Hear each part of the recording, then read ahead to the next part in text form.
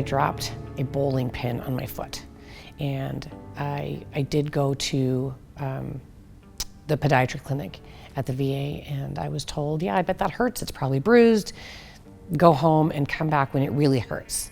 So 10 years later, when my foot is really, really hurting, I made an appointment with podiatry, and they took a look at the damage that was in my foot, and 10 years prior, the bones had actually broken.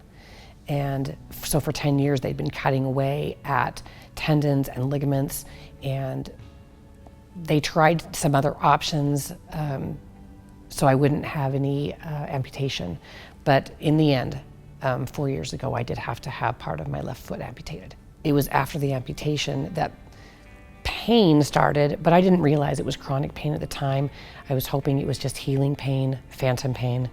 And after 2.5, maybe 3 years of experiencing the same pain day in and day out and relieving and not having any relief at all is when I was referred to the pain clinic. Pain is the way the body has of telling you something is wrong and how to avoid further injury or damage. When you're sick and have a fever, you may feel sluggish or tired, so you rest. If you step on or touch something sharp or hot, you respond by pulling away. Pain is measured by what you say it is, sharp, dull, burning, or aching, and can be described on a scale of 0 to 10, 1 being the least painful and 10 unbearable. Pain is subjective. To some, it is a distraction from activities they wish to perform. It either takes longer or they may not be able to do it as well as before. To others, they perform tasks to distract them from the pain. They do tasks faster and better. So my pain started when I was struck by lightning, August 14th of 1999. It was a beautiful day, but thunder cells built crazy, and it struck the mass, went out of my arms, and I've got the same things on both my legs, and it burnt my whole nervous system, so nothing moved for a long time. And so through my whole experience, it's not like, if somebody said like, oh, what's your greatest disability, you know, I don't even look at any of my legs or physical, it is absolutely my pain. Trying to manage that pain is by far and away my greatest disability. Pain is a means by which your body communicates with you. This communication involves the brain, the sensing pathway, cortex, and salience network that work together delivering endorphins that regulate pain.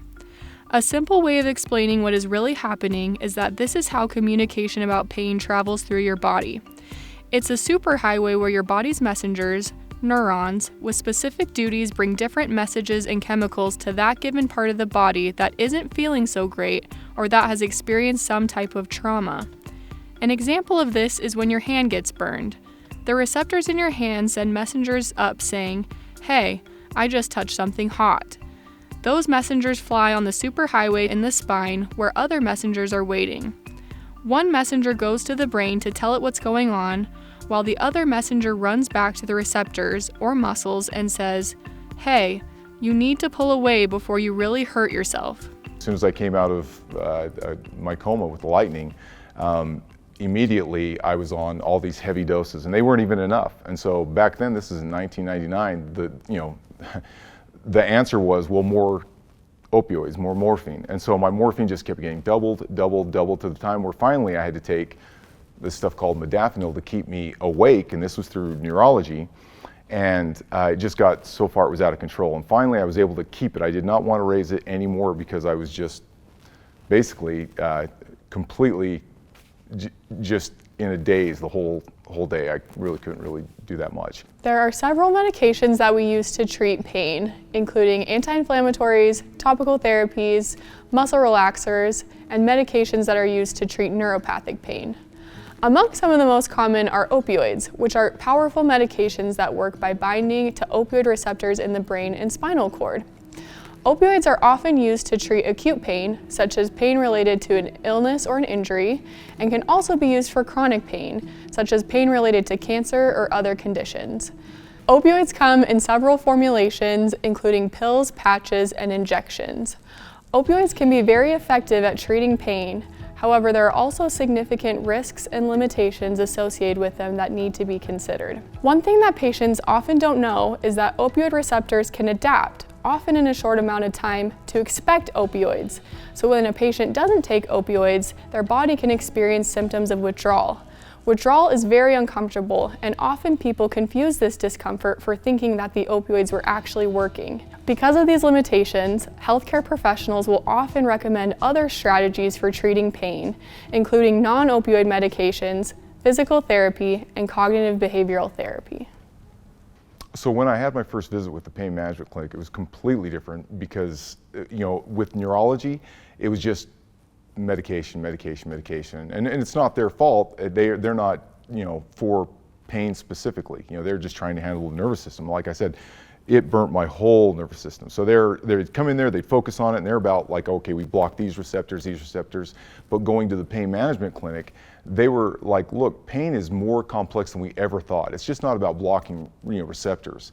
There's, ways of thinking about it, whether it's mindfulness or whether it's looking at, being more socially engaged, all these other, methods that are out there, and I'm just hitting a few of them. I mean, there's chiropractics, there's massage therapy, there's acupuncture. Anyway, and I've done almost all of them, pretty close to anyway. And that was really the main difference is like, okay, here, let's look at your medication. We could try some of this or this, but it was always medication. And once you get into the pain management clinic, medication is just one methodology of many, many others. And I was very skeptical, to be honest, right at the beginning. I'm very, very skeptical that there was any other way but medication. One of the big things that really helped me was cognitive behavioral therapy for pain. Being able to talk to somebody, this was during the pandemic, so I would talk one-on-one, get online and we'd link up, and it was a weekly thing. And they give you homework, and once again, it's like anything. What you get out of it totally depends on what you put into it. What happens quite often with those that are in pain, they call it catastrophizing, where you think of the worst possible outcome, and that is your reality. That's what will happen. And that's part of the problem that keeps us from looking at other options than medication, or even lowering the medication, because you're like, no, I know that this is the worst possible one, and this has a high likelihood. And once you realize that, no, well, yeah, why couldn't it be the absolute best? It's a spectrum. And then once you start to realize that along that spectrum there are different ones, and we can do things to help start point things a little bit more in our favor. And once I had been referred to Whole Health, that's really when my pain started to subside, is when I started learning about breathing and meditation and using these concepts in conjunction with pain management. The whole body works together. And everything comes in conjunction with what you eat and how you move and how you breathe and your perception of the world. There are 3 things that, out of the 5 that I've tried, that have really made a difference in my pain management. And the first one I'm going to put right at the top of the list is orthotics. The orthotics department has been extremely flexible. They're always willing to adjust my orthotic and help me find just the right height of the arch in my foot, and where we need to have a little bit softer area and where we need to remove some of my shoe insert. And I know it sounds crazy, but it's amazing to me how much a shoe insert has helped with my pain management. It's almost unbelievable that something that simple could help. The second thing that has helped, and mostly with my phantom pain and when sudden pains come on, is breathing. There's a method that I learned through Whole Health about breathing in rhythm with your heartbeat. And we had to do a lot of tests and practices to find out how quickly or slowly I should be breathing so it matches my heartbeat. And once I reach that rhythm, the pain just slips away and it's gone. And I have practiced it enough now that when a sudden sharp pain or the phantom pain starts to hit, it takes me less than 60 seconds to be completely out of pain. The third thing that really helped was acupuncture. I was a little bit more skeptical about this one, but I know some people who have found some relief from it. And so I went to all of my acupuncture appointments, and I was shocked at how well it worked and how long it was effective. I generally felt relief after the acupuncture for at least the rest of the day, if not into the next day. And it was a very odd feeling to have my foot feel like there was ice on it when there wasn't any ice on it. It was so odd to see how my body reacted to having those nerves poked. I'm not really sure what the proper term is, but it was very helpful. So our primary goal in the Anesthesia Chronic Pain Clinic is to safely help patients improve their function and their quality of life as it pertains to their pain treatment in their life. There are two main types of therapy that we would use to accomplish those goals. The first one would be what's known as passive treatments. These consist of therapies that we do for patients. So a patient passively receives these. Examples of these may include surgeries, injections, medication prescribing, massage. The other type of therapy would be active treatments. The patients are actively involved with implementing these options. So they can include home-based physical therapy regimens, skills-based home psychology treatments, improving sleep hygiene, nutrition, or weight loss. Both passive and active therapies are important in treating chronic conditions, including pain. Passive treatments are often used to help facilitate a patient's ability to engage in the active treatments. So for example, doing a procedure or a steroid injection to a painful area may allow a patient to better engage and initiate their physical therapy regimen at home. So for patients to get their best and most durable results, they will need to fully engage in the active treatments that we prescribe for them. This makes the patient a vital member of the pain treatment team. So let's meet the other team members that are involved with your pain treatment. Chronic pain physicians are fellowship trained in the diagnosis and in the treatment of multiple pain issues and their effects on the mind and body. They are often trained to perform various pain procedures and injections. They have experience with various types of medications or other alternative treatments. They lead the pain team by collaborating with experts in other disciplines that have been proven to be beneficial in the treatment of chronic pain. Our group of physician assistants and nurse practitioners are responsible to coordinate your care at each visit. They will conduct your initial consult and subsequent follow-up visits, coordinate your care with your primary care team, and ensure appropriate communication and collaboration across the VA teams, and they will help advise you throughout your care. The pain pharmacist has specialized knowledge of medications that are used for pain, as well as their effects on the various body systems and functions. They also have knowledge of possible drug-to-drug interactions and medical issues that require alteration in drugs or dosages used for pain care. They do review patients' medications and assist the pain team with their medication recommendations. The pain psychologists involved with chronic pain address mental health issues as it pertains to pain diagnoses.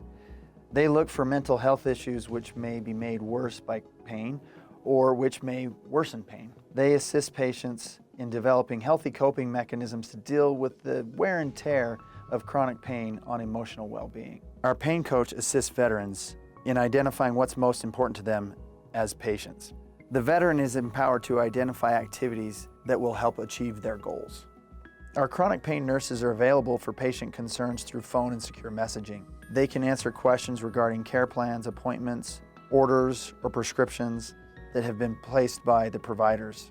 The nurses are there to greet patients and take their vital signs when they come in for their visits. They are also available for patient education.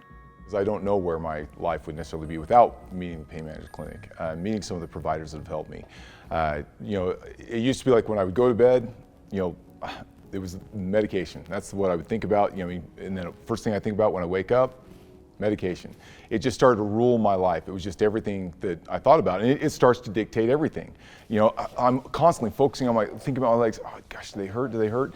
My mind is always triggered to how does my body feel right now? And slowly that pain, it rules your life. It rules almost every aspect. It keeps you from, getting involved with other people. It keeps you from, getting a good sleep. There's just all these things that pain does. And then meeting with pain management, providers, they slowly start to show you well, look, that's the process. That's what happens.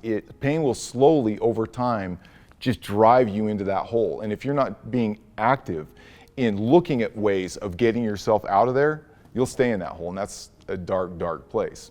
And so I know for me, it took a while to be like, okay, with private providers showing me all the opportunities that are out there, and slowly grabbing on this one, grabbing on this one, grabbing on this one.